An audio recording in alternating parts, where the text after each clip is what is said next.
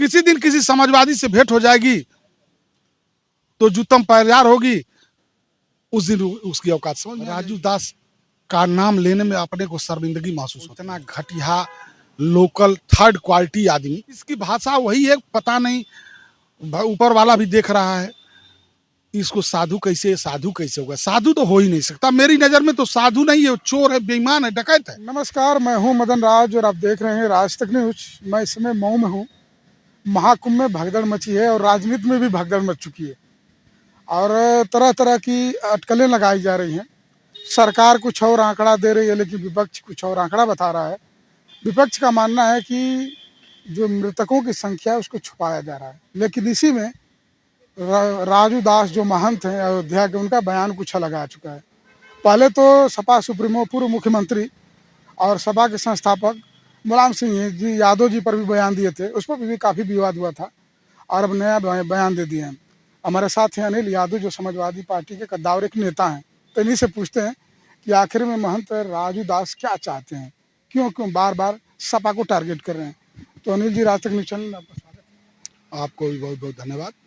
तो अनिल जी, हमारा सवाल है कि अभी जो कुंभ में भगदड़ हुआ है, सरकार कुछ और आंकड़ा दे रही है और विपक्ष कुछ और आंकड़ा लगा रहा है, तो किसकी बात माना जाए? सबसे पहले तो कुंभ में मरने वाले परिजनों को हमारी तरफ से बहुत बहुत श्रद्धांजलि, और जो घायल हुए उनके लिए शुभकामना कि वो किसी तरह से अपनी जान बचा करके अपने घर को वापस लौट जाएं। और रही बात कुंभ की, तो इसमें मेरा जहाँ तक मानना है, इसमें तो टोटल सरकार दोषी है। मैं किसी पार्टी के लहजे से नहीं बोल रहा हूँ, मैं अपने विचार से बोल रहा हूँ कि इसमें सरकार दोषी है। जब सरकार को इतनी व्यवस्था करने की क्षमता नहीं थी, सरकार व्यवस्था करने में असफल थी, तो आज 4 महीने 6 महीने हो गए। 6 महीने से कोई ऐसा प्रदेश या देश का कोई भी ऐसा शहर न हो जिस शहर में कुंभ के नाम पर करोड़ों रुपया खर्च करके पोस्टर बनवा करके और कुंभ का इतना प्रचार किया गया, जोगी मोदी जी का प्रचार किया गया पोस्टर लगा के, कि जनता भावुक होकर किसी न किसी तरह से यहां पहुंचे। इसी बहाने मेरा प्रचार भी होगा। तो कहीं न कहीं मान लीजिए कि अगर ज्यादा लोग जाएंगे तो भीड़ होगी। एक किसी शहर में अगर 10 करोड़ आदमी अगर एक शहर में बुला दिया जाए, किसी जनपद पे, किसी जिले पे, किसी डिस्ट्रिक्ट उसमें कार्यक्रम में, तो भगदड़ होना स्वाभाविक है। कहीं ना कहीं भगदड़ तो होगी, छोटी होगी, बड़ी होगी, लेकिन ये लोग खुद जनता को बुला करके, और आज जो घटना घटी है, प्रशासन शासन की सरासर लापरवाही है, इसमें कोई शक नहीं है। अगर आपको इतना बुलाना था तो मलेठी बुला लेते, मलेठी के हवाले कर देते पूरे प्रयागराज को, ताकि ऐसी घटना न घटे। लेकिन आपने जो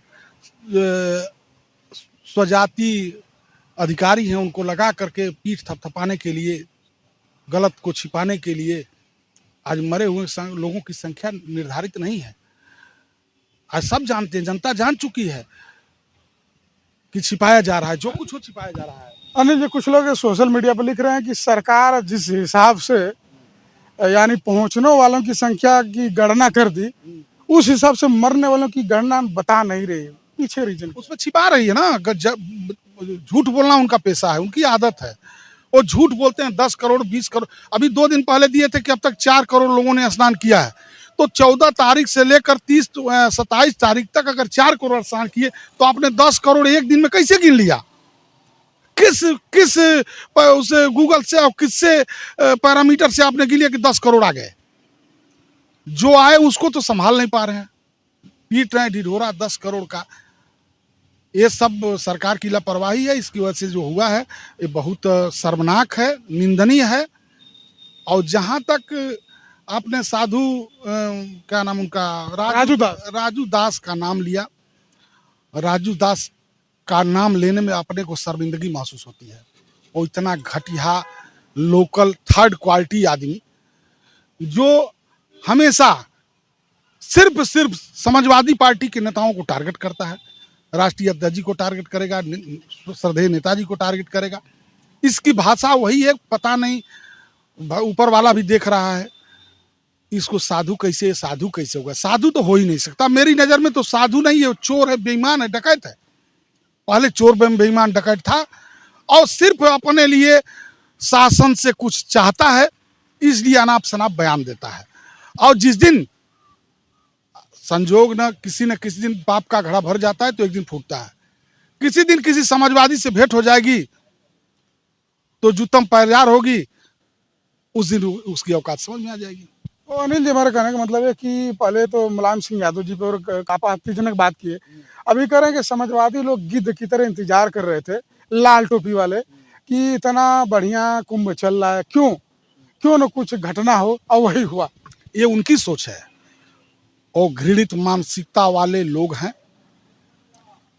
मैं भाजपा को भी कह रहा हूं कि भाजपा के लोगों के कहे अनुसार वो बोल रहा है।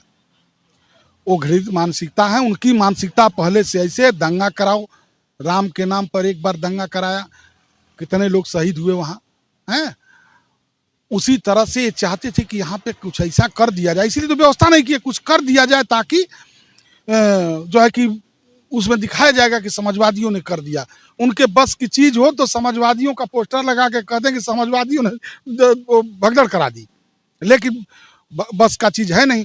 जनता सब जानती है, वहाँ देख रही है। हमारे समाजवादी साथी वहाँ पे देखिए दूध बांट रहे हैं, फल बांट रहे हैं, वहाँ नेताजी की मूर्ति के बगल में चाय फ्री में दे रहे हैं, खाने की व्यवस्था कर रहे हैं।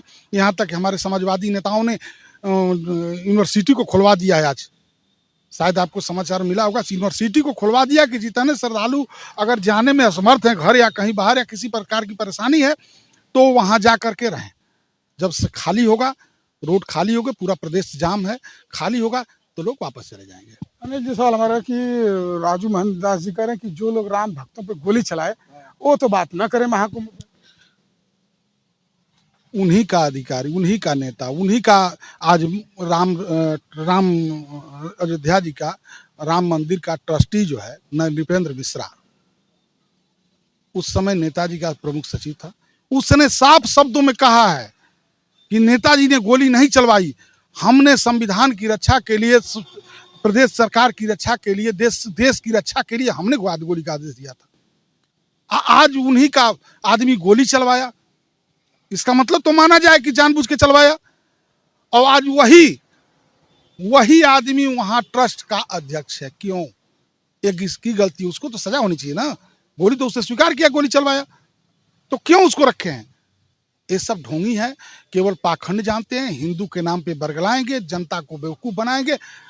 आपको मैं बता दूं, जो लोग कुंभ जाने के लिए प्रेरित कर रहे हैं वो खुद कुंभ नहीं जा रहे हैं। छोटी जात के लोगों को, छोटे समाज के लोगों को, अपने से कद में छोटे हैं, सबको उत्साहित करते, प्रेरित करते, अपने घर बैठ के तमाशा देख रहे हैं। नृपेंद्र मिश्रा ने खुद कहा कि मैंने गोली चलवाई, नेताजी से कोई मालूम भी नहीं था कि गोली चलने वाली है। क्यों नहीं नेताजी को जेल भेज दिए? तब भेजना चाहिए ना।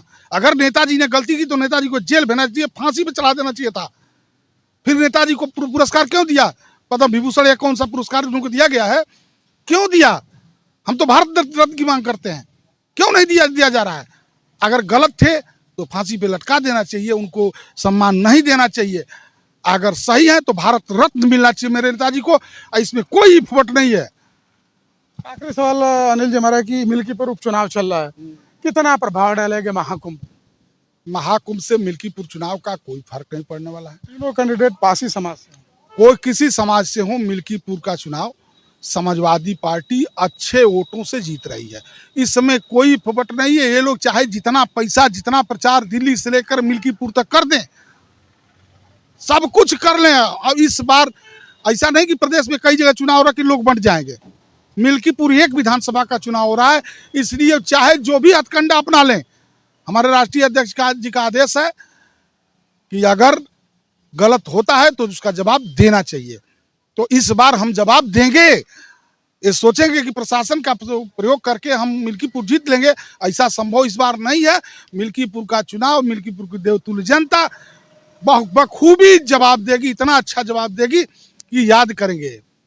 चलिए, चैनल को समय दिए बहुत बहुत धन्यवाद। धन्यवाद आपको। बता दें कि अनिल यादव जी हैं समाजवादी पार्टी के कद्दावर नेता, हम मऊ जिले के रहने वाले हैं। बता दें कि इनका कहना है कि मिल्कीपुर चुनाव सपा जीतेगी, क्योंकि मिल्कीपुर के विधायक अवधेश प्रसाद थे, उन्हीं के बेटा इस बार लड़े हैं, क्योंकि अवधेश प्रसाद फैजाबाद से सांसद हो सकते थे 2024 के लोकसभा चुनाव में। लेकिन सबसे बड़ी बात यह करें कि उत्तर प्रदेश की सरकार सिर्फ प्रचार में पैसा लगाई है, सुरक्षा में नहीं लगाई है। यही कारण है कि भगदड़ में ज़्यादा से ज़्यादा लोग मरे हैं महाकुंभ 2025 में। बाकी आपकी क्या राय है कमेंट बॉक्स में जरूर लिखिए। अन्य खबरों के लिए राज तक न्यूज़ चैनल देखते रहिए।